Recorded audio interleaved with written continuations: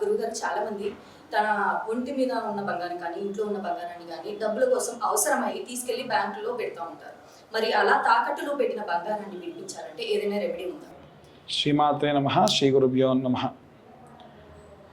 అసలు బంగారం తాకట్టు పెట్టాల్సినటువంటి అవసరం ఎవరికి రాకూడదు. వచ్చినా సరే కాస్త వాళ్ళు మంచి రోజుల్లో ఈ యొక్క బంగారాన్ని తాకట్టు పెట్టడం ముఖ్యంగా ఆలోచించాలి. ఎట్టి పరిస్థితుల్లో మంగళవారం నాడు కానీ ఎవరైనా బంగారం తాకట్టు పెడితే మంగళవారం మారు కోరుతుంది అంటారు. కాబట్టి మళ్ళీ మళ్ళీ ఆ బంగారం అంతా ఆస్తి అంతా తాకట్టుకు వెళ్ళిపోతుంది. ఎట్టి పరిస్థితుల్లో మంగళవారం నాడు బంగారాన్ని తాకట్టు పెట్టరాదు. అయితే మరి తాకట్టులో పెట్టిన బంగారం తిరిగి రావాలంటే ఏం చేయాలి అని అడుగుతూ ఉంటాం.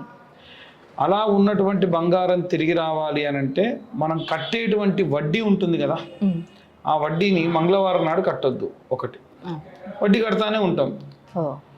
రెండవది, ఆ కట్టేటువంటి వడ్డీ కూడా క్యాష్ రూపేనా కట్టండి. ఎట్టి పరిస్థితుల్లో మీరు ఆన్లైన్ ట్రాన్సాక్షన్స్ చేయకండి. ఆ కట్టేటువంటి బంగారం క్యాష్ రూపంలో కట్టేటప్పుడు వీలైతే ఆ ముందు రోజు డబ్బుని ఉప్పులో పెట్టి దానిపై పచ్చకర్పూరం పెట్టండి. మీ లాకర్లో పెట్టుకోండి. మంచి రబ్బర్ బ్యాండ్ వేసేసి ఉప్పులో పెట్టేయండి, దాంట్లోనే పచ్చకర్పూరం కూడా వేయండి. నెక్స్ట్ డే తీసుకెళ్ళి ఆ డబ్బులు అలాగే కట్టండి. దీని వలన తొందరగా, ఎందుకంటే ఉదాహరణకు మీరున్నారు ఆఫీస్లో చల్లగా ఉంది, బయటికి ఎక్కడికో అవుట్డోర్ షూట్కి వెళ్ళారు, విపరీతమైన ఎండ అయిపోగానే ఇమీడియట్గా ఏమనిపిస్తుంది మీకు? తొందరగా ఆఫీస్కి వెళ్ళిపోవాలి, చల్లగా ఉంటుంది అక్కడ, అంతేనా? అమ్మవారికి కూడా దాచినంతసేపు చల్లగా పచ్చకర్పూరము ఉప్పులో దాచాం.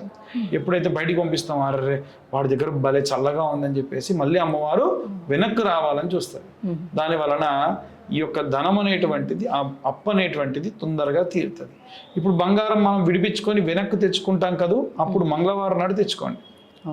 అప్పుడు మళ్ళీ మళ్ళీ ఎక్కడెక్కడ తాకట్టులో ఉన్నాయో మనకు సంబంధించినవన్నీ గతంలో మన పూర్వీకులు తాకట్టు పెట్టిందో దాంతో సహా వచ్చేస్తుందట. అది ఇంకొకటి ఏమిటంటే, మీరు డబ్బులు కట్టేటప్పుడు ఏదైనా బంగారం కొనుక్కోవాలి అంటే మంగళవారం నాడే కొనండి, ఇంకో రోజు కొనకండి. ఒకటి. రెండవది, ఈ కొనేటువంటి ధనం కొనేటప్పుడు మీ బిల్లు 8,000 అయింది లేదా 80,000 అయింది అనుకోండి, ఇంకొక 100 రూపాయలు, ఇంకో 10 రూపాయలు ఇవ్వండి ఎక్స్ట్రా. బిల్లు మొత్తం కౌంట్ చేస్తే 80,010 రూపీస్ అనే బిల్లు రావాలి. 8 + 1 ఎంత? 9. 9తో ఎప్పుడైతే బిల్ చేస్తారో అప్పుడు ఆ బిల్ సైకిల్ అనేది మళ్ళీ మళ్ళీ మళ్ళీ మళ్ళీ అవుతుంటుంది.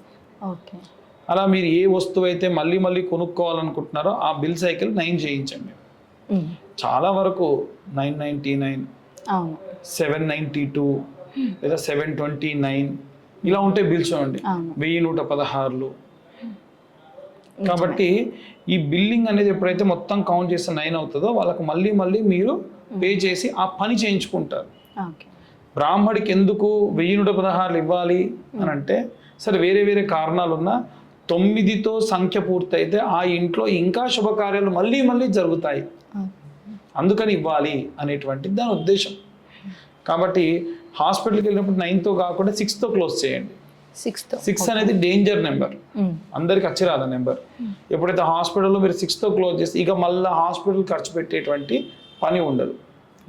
ఇలా చేయడం వల్ల ఈ తాకట్లో ఉన్న బంగారం తిరిగి రావడం. అప్పులు ఏమైనా తీర్చేటప్పుడు కూడా ఇలాగే మంగళవారం నాడు మీరు అప్పు తీర్చండి. అప్పు తీర్చాలి అనుకోండి, మీరు అప్పులు తీరాలనుకోండి, చిన్న మొత్తంలో ఎవరికైతే డబ్బులు ఇవ్వాలో, ఉదాహరణకు 1,00,000 రూపాయలు ఇచ్చేవాడికి మీరు ఇలా ఇమీడియట్గా మొత్తం తీర్చలేరు కదా, కాబట్టి అసలు తీర్చాలి, వడ్డీ కాకుండా. ఆ అసలు కూడా 10,000 ఇవ్వాలి. అన్ని జమ చేసుకొని మంగళవారం నాడు అతనికి ఇచ్చేయండి. మీకు ఎవరైనా డబ్బులు ఇవ్వాలి అనుకోండి, ఇవ్వట్లేదు, బాగా మొండి చేస్తున్నాడు అనుకోండి, 1,00,000 ఇవ్వాల్సి ఉంటే మంగళవారం పోయి ఆయన దగ్గర ఒక 1,000 రూపాయలు ఇవ్వరా ఇప్పుడైతే అని చెప్పి తీసుకోండి. ఇక ఆయన దగ్గర నుంచి వస్తానే ఉంటాయి, ఏదో రూపకంగా వస్తుంటాయి. ఇలా మంగళవారం నాడు అనేటువంటిది ఈ పరంగా చాలా సెంటిమెంటల్గా వర్కౌట్ అవుతుంది.